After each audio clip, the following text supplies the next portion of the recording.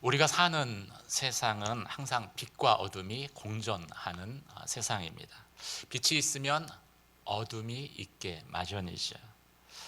이 모든 일에는 항상 이 상반되는 이렇게 양면이 존재한다는 것입니다. 그런데 어떤 상황을 긍정적으로 바라보는 사람이 있는 반면에 또 매사에 부정적으로 바라보는 사람도 있습니다. 전자를 낙관론자라고 칭한다면 후자는 비관론자라고 말할 수 있을 것입니다. 이처럼 사람들은 자신의 기질에 따라서 어떤 생각이나 행동하는 일정한 방향, 패턴이 있게 마련이고 또 이것은 쉽게 변하지 않는 것 같습니다. 그런데 성경은 이런 기질의 한계를 속에서 생각하고 행동하는 것을 뛰어넘어 이 믿음의 관점을 가지라고 저희에게 말씀하고 있습니다. 지금 바울 앞에 직면되어져 있는 현실은 어떻습니까? 가택연금 상태에서 시위대 감옥으로 이송됐습니다. 그리고 이송되자마자 발에는 찾고 새 고랑이 채워졌죠. 조금 있으면 풀려날 것이다 라고 기대하고 있다가 이제 생명까지도 위태로운 그런 처지에 놓이게 된 것입니다. 감옥의 열악한 환경 탓에 머리는 더 하얘졌을 것입니다. 또 고질적인 눈병은 더 심해져서 고통스러웠을 것입니다. 자신을 돌보기 위해서 에바브로디도가 왔는데 에바브로디도가 보낸 소식은 자신이 복음을 전했던 사람들 중에 일부가 자신을 비방하고 다닌다는 소식이죠. 더 안타까운 사실은 그렇게 사랑과 눈물로 세웠던 빌립보 교회가 두 파로 나뉘어졌다는 소식을 들은 것입니다. 만약 여러분이 바울이라면 이 상황 앞에서 어떤 감정이 들겠습니까? 믿었던 자에 대한 배신감과 분노, 또 교회에 대한 염려와 불안, 혹은 이 갇혀 있어서 아무것도 할 수 없는 이 현실적인 한계로 인한 자포자기하고 싶은 그런 마음들, 온갖 부정적인 감정들이 바울 안에서 요동했을 것입니다. 그런데 바울은 이런 상황에서 오히려 정반대의 감정을 이야기합니다. 기쁨에 대해서 말씀하죠. 그럼 어떻게 바울은 자연스러운 감정의 흐름을 극복하고 기쁨이라는 이 생명의 에너지를 창조해낼 수 있었을까요? 먼저 12절에서 14절까지 말씀을 함께 읽도록 하겠습니다. 12절에서 14절까지 말씀입니다. 시작. 형제들이여, 내가 당한 일이 오히려 복음의 진보를 가져온 사실을 여러분이 알기 바랍니다. 내가 이렇게 사슬에 매인 것이 온 친위대와 모든 사람들에게 그리스도 안에서 분명히 드러나게 돼 많은 형제들이 내가 매임으로 인해서 주를 신뢰함으로 두려움 없이 더욱 담대하게 하나님의 말씀을 전했습니다. 이 불확실한 상황에서는요, 확실한 것을 붙들어야 합니다. 바울은 확실한 것을 붙들었습니다. 그래서 마음이 흔들리지 않았고 마음이 흔들리지 않아서 긍정적인 시각을 유지할 수 있었던 것이지요. 그리스도인을 힘들게 하는 것은 육체적인 고통, 경제적인 어려움 때문은 아닙니다. 오히려 그것보다 더 힘든 것은 이것도 아니고 저것도 아닌 불확실한 상태이죠. 왜 하나님께서 이런 일이 일어나도록 허락하셨을까에 대한 하나님과 나 사이의 관계에서 끊임없는 의문이 일어나기 때문입니다. 바울이 지금 그런 상황 가운데 놓였습니다. 가택연금 상태에서는 찾아오는 사람들을 자유롭게 만날 수 있었습니다. 갑자기 시위대 감옥으로 옮기게 됩니다. 이게 무엇을 의미하겠습니까? 지금까지는 바울의 죄는 종교적인 죄였습니다. 그런데 이 기독교에 대한 로마의 태도가 바뀌면서 정치범으로 변해버린 거예요. 왜 하나님께서 바울을 시위대 감옥으로 옮겨지는 것을 허락하셨을까요? 빨리 나가서 복음을 전해야 하는데 바울 안에는 그런 질문이 끊임없이 생겨났을 것입니다. 또 시위대 감옥이라는 것이 언제 죽을지 몰라요. 문만 열려도 깜짝깜짝 놀랐을 것이고 또 그래서 불안해하고 또 그 상황 자체가 바울을 영적으로 아주 짓누를 수 있었습니다.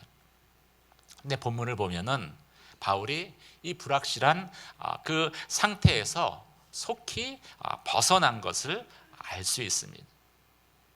바울이 어떻게 이 불확실성 가운데서 헤어나올 수 있었을까요?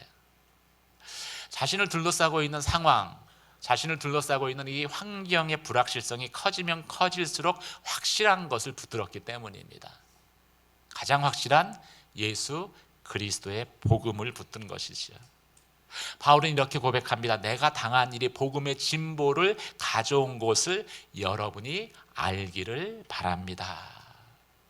사랑하는 성도 여러분, 바울의 이 고백이 저와 여러분의 고백이 되시길 주님의 이름으로 축원합니다. 이 기독교인의 긍정적인 사고는요, 철저하게 복음의 뿌리를 내리고 있어야 합니다. 복음의 뿌리를 내리고 하나님의 말씀에 기초해서 사고할 때 긍정적인 생각을 갖게 되는 것이지요. 만약 복음도 관계없고 말씀도 없이 그냥 잘 될 거야, 이렇게 사고한다면 그것은 일종의 자기 암시이고 또 자기 체면에 불과한 것입니다. 하지만 이 약속의 말씀에 기초한 긍정적인 사고는요, 우리 안에 하나님의 평안을 가져옵니다. 불확실성 가운데에서 마음의 평안을 잃지 않게 하고, 그래서 긍정적으로 모든 상황을 해석할 수 있는 그런 능력을 저희에게 부여하는 것이죠. 이런 사람은 어떤 상황에서도 소망을 놓치지 않습니다. 하나님을 믿는다는 것, 하나님을 믿지 않는다는 것, 차이가 어디에 있다고 생각하세요? 믿는 사람에게는 고난이 없고 믿지 않는 사람에게만 고난이 찾아옵니까? 그렇지 않습니다. 모든 사람이 고난을 당합니다. 근데 믿는 사람은 고난의 순간에 내가 붙드는 예수 그리스도 복음으로 인해서 소망의 끈을 놓치지 않는다는 데 있어요. 물 가운데 던져지고 불 가운데 던져져도 함께 하시는 하나님을 경험한다는 데 있습니다. 그게 소망이 되어지는 거예요.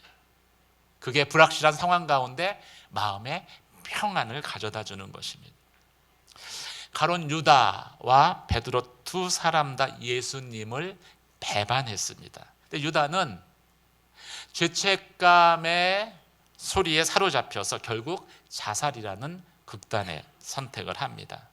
근데 베드로의 죄도 유다 못지 않아요. 한 번도 아니고 3번이나 부인했기 때문입니다. 근데 베드로는 죄를 지은 이후에 예수님의 말씀을 생각했습니다. 내가 닭울기 전에 나를 3번 부인할 것이다. 이 주의 말씀을 붙들었어요.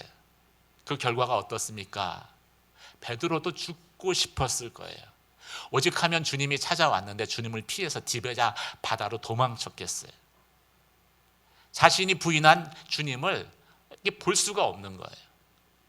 그런 괴로움 가운데 있었지만 이 주님의 말씀을 붙들었기 때문에 생명을 끊지 않았습니다. 회개하죠. 그리고 교회의 첫 번째 지도자가 될 수 있었습니다. 위기의 순간에 모든 것이 칠흑같이 불확실한 그 순간에 말씀이 생각나고 그리고 여러분이 들었던 설교 내용이 생각나는 것은, 그래서 내 안에 예수 그리스도의 생명이 있느냐 아니면 생명이 없느냐 나를 나타내 주는 것입니다. 사랑하는 성도 여러분, 여러분을 둘러싸고 있는 상황이 불확실하면 불확실할수록 확실한 예수 그리스도의 복음을 붙들고 말씀을 붙드는 저와 여러분이 되시길 주님의 이름으로 축원합니다. 이 감옥 안에, 시위대 감옥 안에 있는 바울이라고 불안하지 않았을까요? 아니요, 똑같을 것입니다. 불안했어요. 근데 그 순간 성령의 음성이 들려옵니다. 하나님의 말씀이 생각납니다. 주님의 약속이 떠오릅니다. 그리고 그 말씀을 붙드는 순간 바울의 마음이 바뀐 거예요. 생각이 변화된 것입니다. 감옥으로, 가택연금에서 시위대 감옥으로 옮겨진 것이 꼭 나쁜 것만은 아니구나. 나의 이런 모습을 보고 얼마나 많은 사람들이 또 용기를 얻고 담대하게 복음을 전하겠는가. 전에 보지 못했던 또 다른 면을 바울이 발견하게 된 것입니다. 사랑하는 성도 여러분, 마음의 불안이 밀려올 때 여러분들은 무엇을 붙들고 계십니까? 무엇에 붙들려 있습니까? 말씀에 붙들려 있으세요? 아니면 사람들의 소문에 붙들려 있으세요? 마음이 불안할 때는요, 아무 것이나 붙들면 큰일 날 수 있습니다. 그때는 확실한 것을 붙들어야 돼요. 예수 그리스도의 복음, 생명의 말씀을 붙들어야 합니다. 말씀이 생각나야 하고 설교의 내용이 생각나야 해요.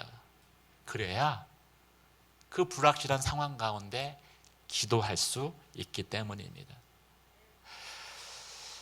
고린도 후서 10장 13절 말씀입니다. 함께 보도록 하겠습니다. 고린도전서 10장 13절 함께 읽겠습니다. 시작. 너희가 감당치 못할 시험을 허락치 아니하시고 시험 당할 즈음에 능히 피할 길을 내사 너희로 능히 감당케 하시느니라. 능히 피할 길을 내시는 하나님, 감당하게 하시는 하나님, 그 하나님은 불확실한 순간에, 위기의 순간에 이것저것 결정되지 않은 가운데 나에게 말씀을 주시는 하나님이십니다. 그래서 내 마음의 부정적인 생각을 끊게 하시고 보지 못했던 긍정적인 면을 믿음의 눈으로 보게 하시는 분이십니다. 사랑하는 성도 여러분, 긍정적인 면을 바라볼 수 있는 믿음의 눈이 열리는 저와 여러분이 되시길 주님의 이름으로 축원합니다. 그러면요, 사망에서 생명으로 그 순간 옮겨지게 됩니다. 그리고 옮겨지는 그 순간 이 생명의 증거가 기쁨이에요. 우리 안에 생명이 넘쳐난다는 증거가 우리 안에 기쁨이 흘러나오는 것입니다. 생명의 증거인 기쁨이 여러분 안에서, 저와 여러분 안에서 생성되는, 창조되는 그런 놀라운 은혜를 경험하게 될 것입니다. 그런 경험을 하는 저와 여러분 되시길 주님의 이름으로 축원합니다. 두 번째, 확실한 것을 붙들 때 우리가 기쁨을 창조할 수 있다고 말씀을 드렸죠. 두 번째는 마음의 중심을 바꾸면 기쁨을 생산할 수 있습니다. 15절에서 18절까지 말씀을 함께 읽도록 하겠습니다. 함께 읽겠습니다. 시작. 어떤 이들은 시기와 다툼으로, 또 어떤 이들은 좋은 뜻으로 그리스도를 전파합니다. 좋은 뜻으로 전하는 사람들은 내가 복음을 변호하기 위해 세움 받은 줄로 알고 사랑으로 전파하지만, 시기와 다툼으로 전하는 사람들은 내가 갇힌 것에 괴로움을 더하게 하려고 순수하지 못하게 다툼으로 그리스도를 전파합니다. 그렇지만 어떻습니까? 가식으로 하든 진실로 하든 전파되는 것은 그리스도니 나는 이것으로 인해 기뻐하고 기뻐할 것입니다. 19절부터 21절 또 같이 읽겠습니다. 시작. 나는 여러분의 강구와 예수 그리스도의 영의 도우심으로 내가 풀려나리라는 것을 알고 있습니다. 내가 간절히 기대하고 소망하는 것은 내가 어떤 일에도 부끄러워하지 않고 항상 그랬듯이 지금도 담대하게 원하는 것은 살든지 죽든지 내 몸을 통해서 그리스도가 위대하게 되시는 것입니다. 함께 읽겠습니다. 시작. 이는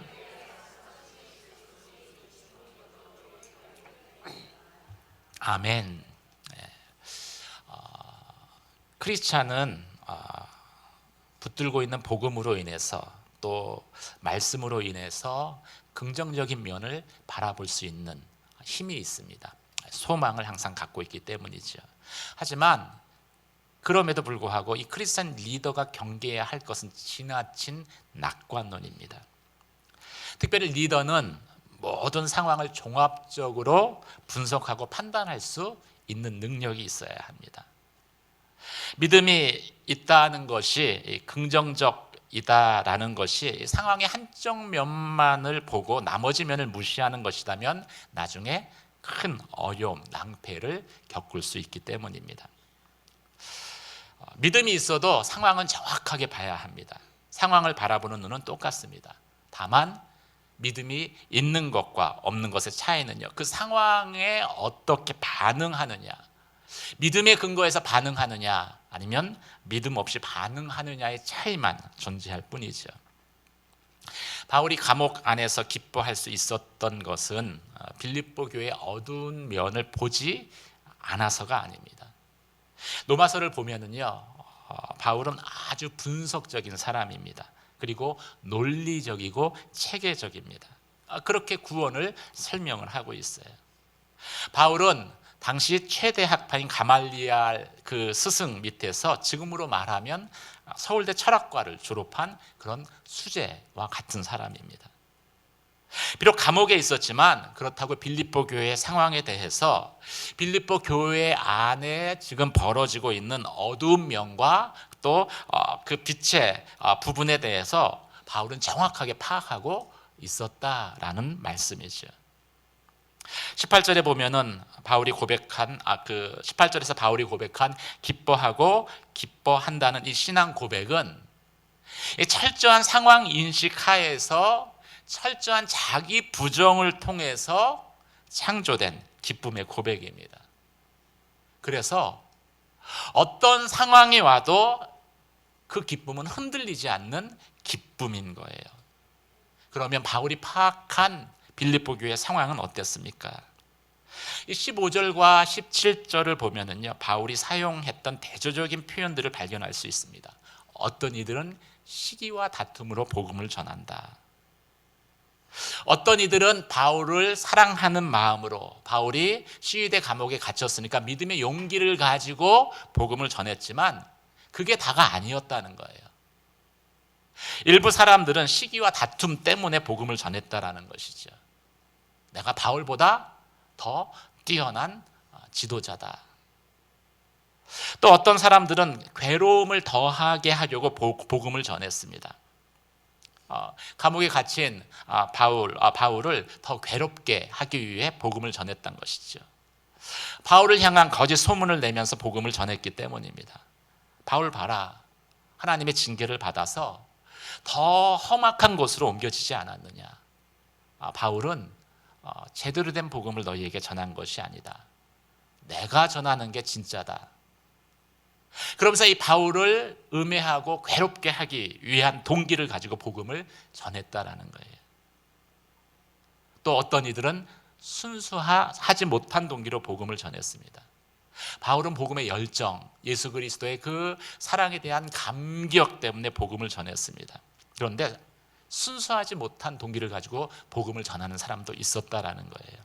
바울이 없는 틈을 타서, 이 지도자의 공백을 타서 그 사람들을 자신에게로 이끌기 위해서, 자신을 따르게 하기 위해서 자신을 좀 드러내고 과시하려는 이런 동기를 가지고 복음을 전하는 사람들이 있었다라는 것이죠. 바울은 모든 상황을 정확하게 인식하고 있었습니다. 그럼에도 불구하고 어떻게 바울이 기뻐할 수 있었습니까?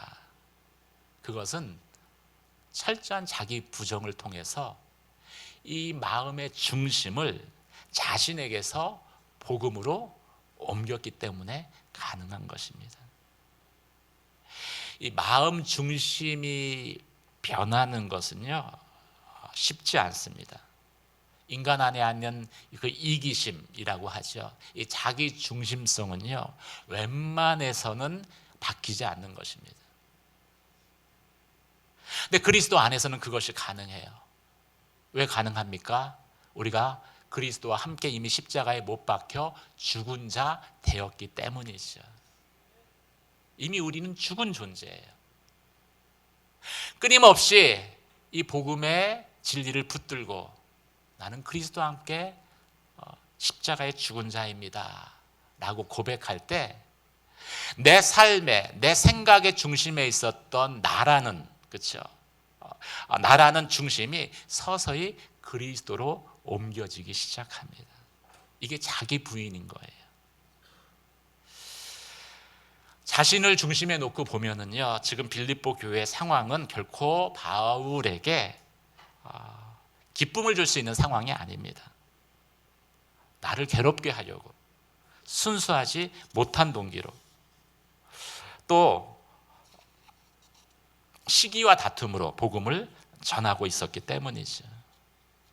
그런데 이 자기 중심을 복음으로 바꾸면은요, 중심을 옮기면은요, 복음을 기준으로 해가지고서 뭐가 플러스이고 뭐가 마이너스인지를 셈하기 시작을 하면은요, 모든 것이 복음을 유익하게 한 것임을 발견할 수 있습니다.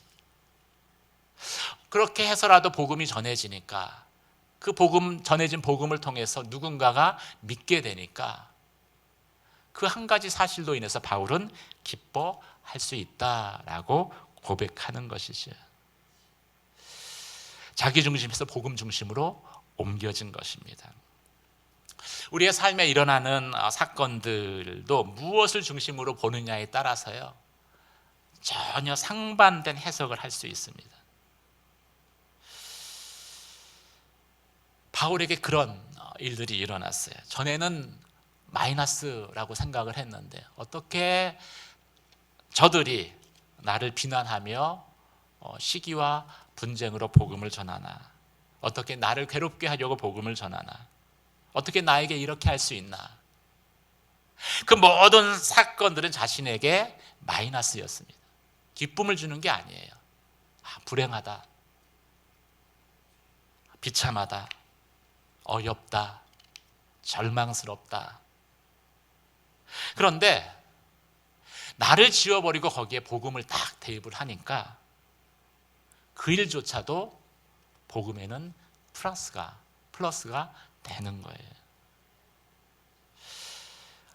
복음을 중심으로 자신의 인생을 재해석한 것이죠. 복음을 중심으로 자신의 삶에 일어난 일들을 재해석한 것입니다. 우리의 삶에 진짜 중요한 것이 무엇입니까? 어쩌면 나를 둘러싸고 있는 어떤 상황들이라고 생각할 수 있는데, 그것보다 더 중요한 것은요, 내가 그 상황을 어떻게 해석하느냐, 받아들이냐에 있는 것입니다. 요셉이 이 꿈을 꿨어요. 그리고 그 꿈대로 애굽의 제2인자 총리가 됐습니다. 근데 이 꿈을 꾸는 것 중요합니다. 근데 꿈꾸는 것보다 더 중요한 것이 꿈을 해석하는 능력이라고 합니다. 결국 요셉이 총리가 된 것은요, 꿈을 해석할 수 있었기 때문이죠. 한번 옆에 분들에게 이렇게 고백하겠습니다. 꿈꾸는 것보다 꿈을 해석하는 능력이 더 중요합니다.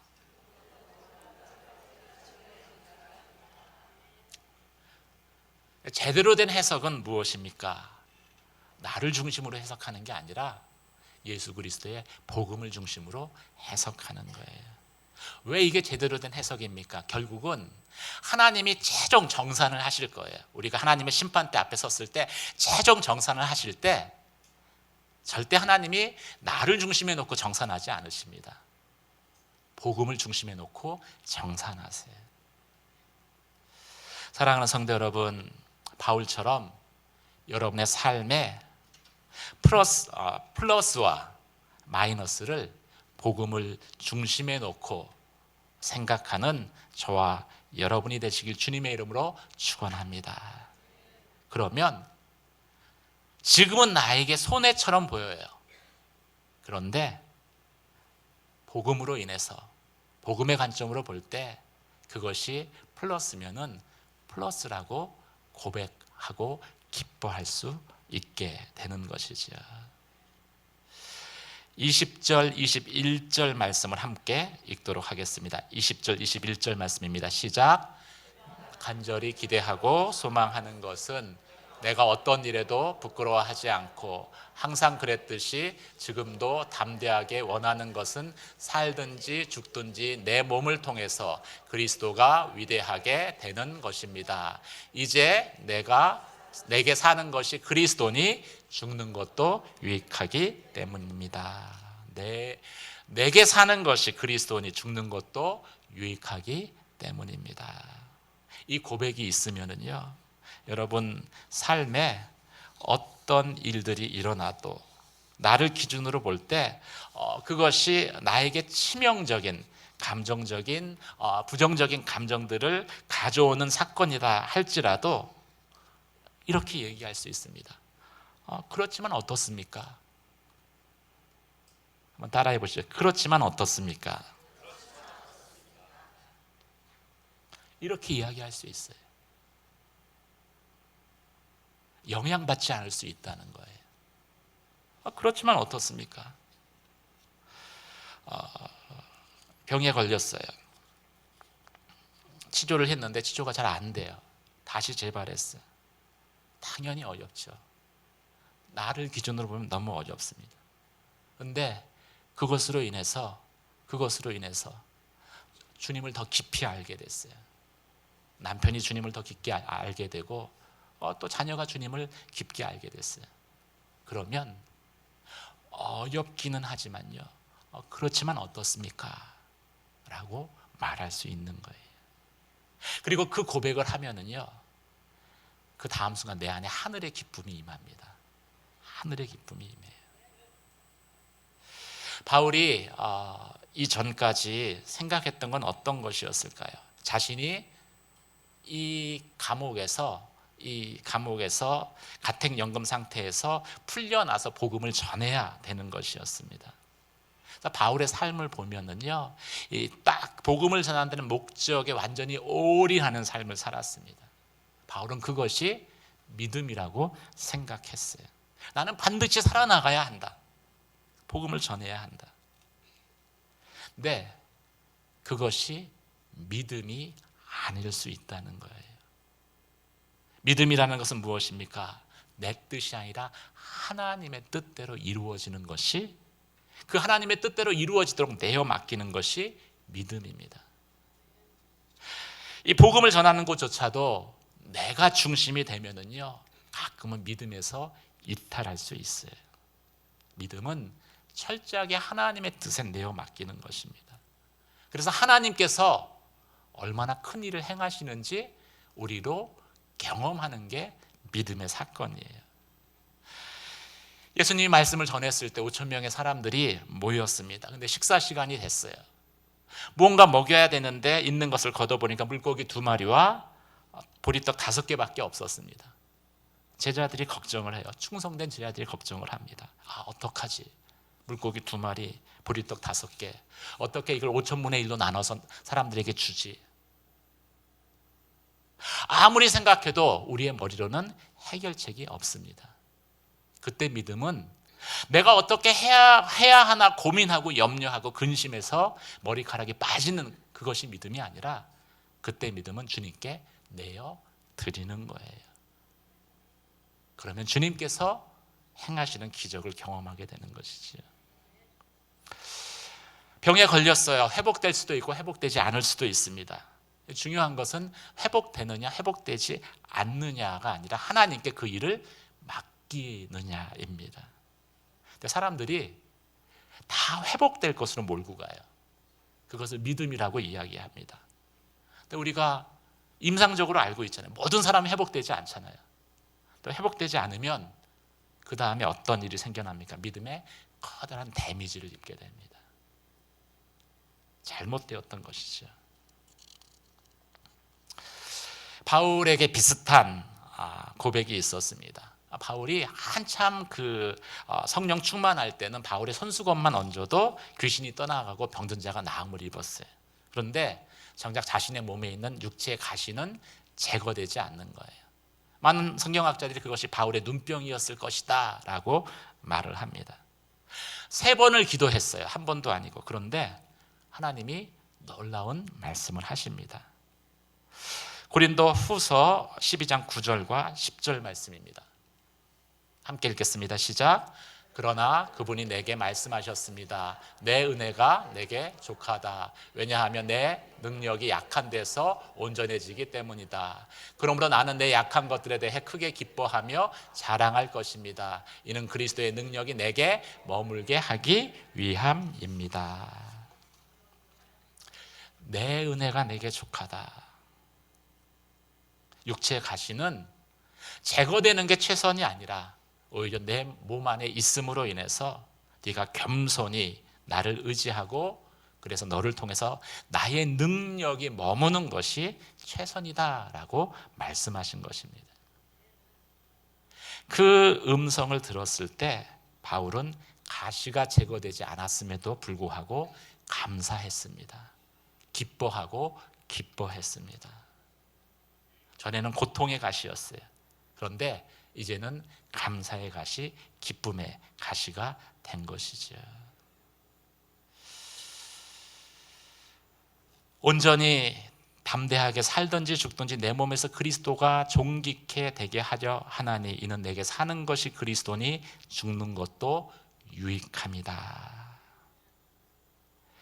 이 사도 바울의 고백을 할 수 있는 것은 내가 죽고 내 안에 그리스도가 내 생각의 중심, 내 마음의 중심에 계실 때 이 고백이 가능한 것입니다.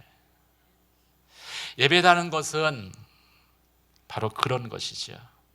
예배라는 것은 우리의 마음의 중심이 바뀔 때까지 하나님을 높이는 것입니다. 예배를 통해서 내가 죽고 그리스도께서 그 자리에 계시면은요, 우리의 관점이 바뀝니다. 생각이 변합니다. 전에는 내 삶에 마이너스였어요. 내 삶에 슬픔과 괴로움과 가시 같은 고통을 주는 사건이었어요. 그런데 중심이 바뀌고 나니까 이게 플러스구나. 복음의 유익이 되어지고 나의 믿음에 유익이 되어지는 사건이구나 고백하게 됩니다. 참된 예배자인 것이지요. 사랑하는 성도 여러분, 어떻게 바라보느냐는 영혼의 창이라고 합니다. 그런데 이 어떻게 바라보느냐에 있어서 가장 중요한 것은 중심에 누가 있느냐예요. 저와 여러분의 마음의 중심, 생각의 중심에 내가 아니라 그리스도 예수께서 계시길 주님의 이름으로 축원합니다. 그럴 때 우리는 내 삶에 일어났던 많은 마이너스라고 과거에 여겼던 사건들을 플러스로 해석할 수 있는 능력을 얻게 될 것이고, 그리고 우리의 입술에는 불평과 원망 또 두려움과 염려 대신에 감사와 기쁨의 고백이 일어나게 될 것입니다. 저와 여러분의 삶 가운데 그런 하늘의 기쁨이 다시 창조되어지는, 그래서 사람과 관계없이 환경과 관계없이 바울의 고백과 같이 기뻐하고 기뻐합니다 라는 믿음의 고백을 드릴 수 있는 저와 여러분이 되시길 주님의 이름으로 축원합니다. 기도하겠습니다. 이 시간 함께 기도할 때 하나님, 저희 가운데 생명의 기쁨을 부어 주시옵소서. 불확실한 상황 가운데 확실한 약속의 말씀에 붙들림 바 되게 하시고, 나의 마음의 중심이 내가 있는 것이 아니라 그리스도 예수께서 거하심으로, 복음 대신 예수 그리스도께서 거하심으로 삶에 대한 새로운 해석의 능력이 저희 가운데 부어지게 하여 주시옵소서. 사도 바울의 고백과 같이 내가 기뻐하고 기뻐합니다 라는 믿음의 고백이 또 3월 빌립보서의 말씀을 통해서 하나님의 주신 기쁨을 회복하기를 원하는 모든 성도들 가운데 충만히 임하도록 역사하여 주시옵소서. 그렇게 행하실 주님의 이름을 높여드리며 우리 주 예수 그리스도의 이름으로 기도드립니다. 아멘. 이 시간 함께 찬양하며 기도하도록 하겠습니다. 이 찬양곡은 왕의 식탁이라는 곡인데요, 이 요나단의 아들 절름발이 무비보셋이 이 다윗의 식탁에서 초청되어 항상 식사를 하죠. 그 무비보셋에게 부어진 은혜를 노래하는 찬양입니다. 예수께서 우리를 그 식탁의 자리로 초청하셨습니다. 왕의 식탁으로 초청하셨죠. 함께 찬양의 가사들을 묵상하시면서 찬양하고 기도하도록 하겠습니다.